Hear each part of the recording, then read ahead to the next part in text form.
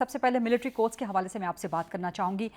Supreme court نے جس طرح جلد بازی میں فیصلہ کیا، ایک دن کی کارروائی رکھی، ایک دن کی سماعت رکھی، جتنے بھی کروشل سٹیک ہولڈرز تھے ان کو سنا نہیں، اور کل شہداء کے لواحقین سڑکوں میں نکل آئے، پریس کانفرنس کرنے پہ مجبور ہو گئے۔ آپ کیا سمجھتے ہیں کہ سپریم کورٹ سے یہ فیصلہ ریورس ہونا چاہیے؟ کن بنیادوں پہ ہونا چاہیے؟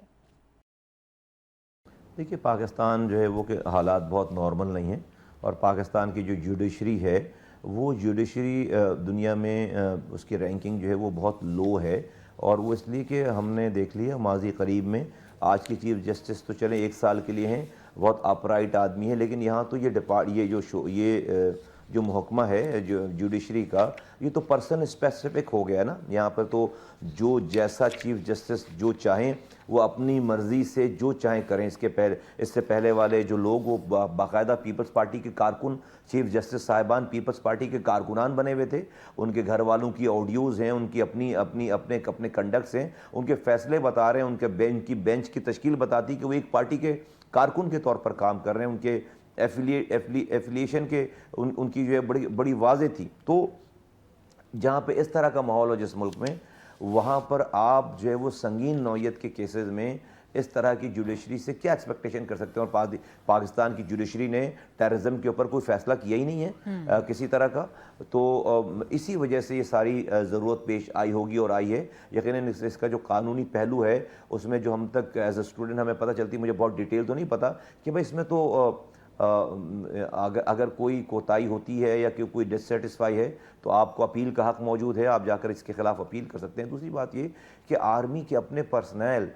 جو میں نے ابھی پچھلے دنوں ایک جنرل صاحب اور ایک بریگیڈیئر صاحب پکڑے گئے تھے پاکستان کے خلاف کام کرتے ہوئے، تو وہ ان کی کیسز سول عدالتوں میں کیسے چلیں گے اور کس طرح سے ان کو وہاں پہ پیش کیا جا سکتا ہے؟ اور وہ دوسری دشمن ممالک کے لیے پاکستان کے اندر فوج میں رہتے ہوئے اسپائی کا کام کر رہے تھے، وہ جو ہے وہ انفارمیشن شیئر کر رہے تھے، اور آرمی نے، پاکستان کے انٹیلیجنس اداروں نے خود پکڑا، ان کو انرتھ کیا، ان کی تصویریں شائع کیں، ان کے جو ہے ریکارڈ سارے شائع کیے۔ تو اس طرح کے ایسے بہت سارے کیسز ہیں پیچیدہ کہ جس کے لیے یقیناً ان کورٹس کی ضرورت تھی اور ہے، اور جس طرح شہداء کی فیملیز باہر نکلی ہیں، یقیناً ان کو پتہ ہے کہ پاکستان میں جو سول کورٹس کی جو جورسڈکشن ہے اور جو وہ کر سکتے ہیں، اور پھر ایک سیکیورٹی ایشو ہے کہ کوئی گواہی دینے نہیں آئے گا سامنے، اس لیے کہ اس کو اپنی لائف کا مسئلہ ہوگا۔ اتنی بڑی بڑی تنظیمیں ہیں، آرگنائزیشن ہیں جو کہ ٹیررزم کرتی ہیں، ان کے خلاف کون ایک عام آدمی آ کر جو ہے وہ گواہی دے گا، اور کیسے اس کی لائف سیکیور رہ سکتی ہے؟ یہ بہت ساری پیچیدگیاں جس کے اوپر جوڈیشری کو سوچنا چاہیے تھا، اور جو موجودہ چیف جسٹس ہیں ان کو یہ سوچنا چاہیے کہ وہ ہمیشہ چیف جسٹس نہیں رہیں گے۔ وہ بہت اچھے ہیں لیکن ان کی جوڈیشری جو ہے وہ اچھی نہیں ہے، اس کو ابھی اس قابل آنا ہے، اس قابل ہونا ہے، اور اس میں ابھی ٹائم لگے گا کہ آپ آہستہ آہستہ اس پورے ادارے کو، پورے قانون انصاف کے نظام کو اگر آپ ایسا کر لیں، اور پھر آپ یہ سمجھیں کہ جہاں پر اب ضرورت نہیں ہے تو پھر آپ اس کو یہ فیصلے کریں۔ آج کم سے کم یہ فیصلے، ان فیصلوں کے جو اچھے اثرات نہیں ہیں۔ تو اس میں آپ سمجھتے ہیں کہ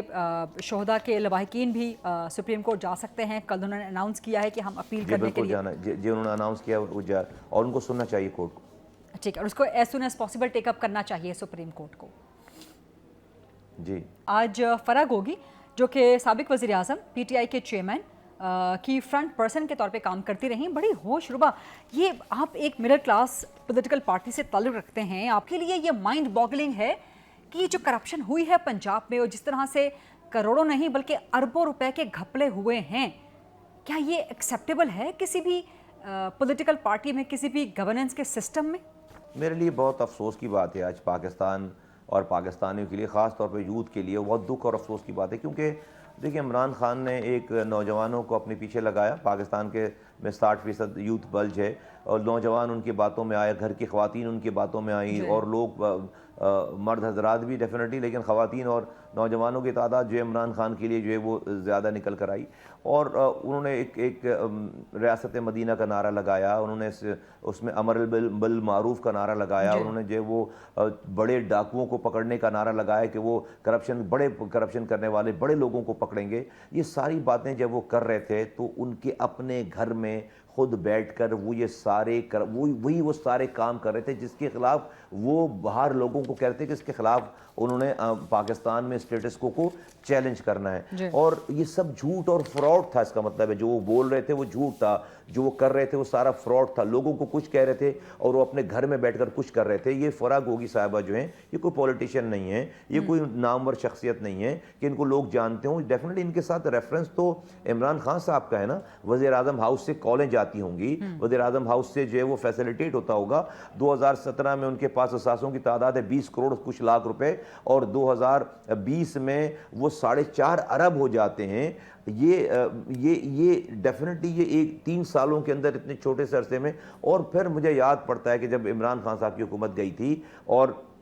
وہ آ کر انہوں نے پہلی پریس کانفرنس کی تھی اور قوم سے خطاب کیا تھا, تو لوگ یہ سمجھ رہے تھے کہ وہ آ کر قوم کو بتائیں گے کہ 4 سالوں میں انہوں نے قوم کے لیے کیا کچھ کیا, اپنی ڈیٹیل بتائیں گے کارناموں کی. وہ پریس کانفرنس پیور فرح گوگی کو ڈیفینڈ کرنے کے لیے تھی کہ فرح گوگی بے قصور ہے, بیچاری فرح گوگی ہے, اس کے پیچھے ظلم کر رہے ہیں اور فرح گوگی بے قصور ہے. پوری پریس کانفرنس عمران خان صاحب نے اس فرح گوگی کے اوپر کی کہ فرح گوگی جو ہے بے قصور ہے. ایون کہ میں پی ٹی آئی کے لوگوں کو جانتا ہوں جنہوں نے اتنا برا منایا کہ ہمیں 4 سال کے بعد قوم کو یہ بتانا چاہیے کہ ہم نے لوگوں کے لیے کیا کیا, کہ ہمارا وزیر اعظم ایکس وزیر اعظم آ کر پہلے دن بیٹھ کر بتا رہا ہے کہ فرح گوگی جو بے قصور ہے. تو ان سے ایفیلیشن کچھ چھپی بھی نہیں ہے, اور یہ سب کچھ جو ہے وہ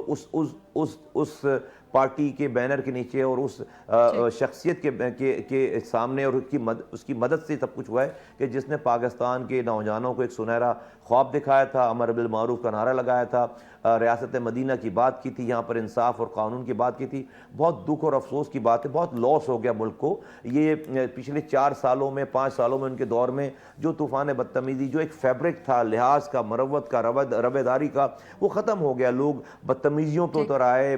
سارا سب کچھ تباہی بربادی ہو گئی. پھر ہمارے یہاں جو اکانومک کرائسس آیا ان کے لانے کی وجہ سے, ان کی انیپٹنس کی وجہ سے, اور وہ ابھی رکنے کا نام نہیں. ڈالر کہیں چلا گیا, مہنگائی کہیں چلی گئی, تو ایک ملک کے لوگوں کو, ملک کو بہت نقصان ہوا. اور وہ تو ایک اپرائٹ پرسنالٹی بن کر آئے تھے کہ سارے چور ہیں, وہ خود صحیح ہیں, اور اب چیزیں جو نکل کر آ رہی ہیں وہ سب کچھ فراڈ تھا اور جھوٹ تھا سارا کچھ.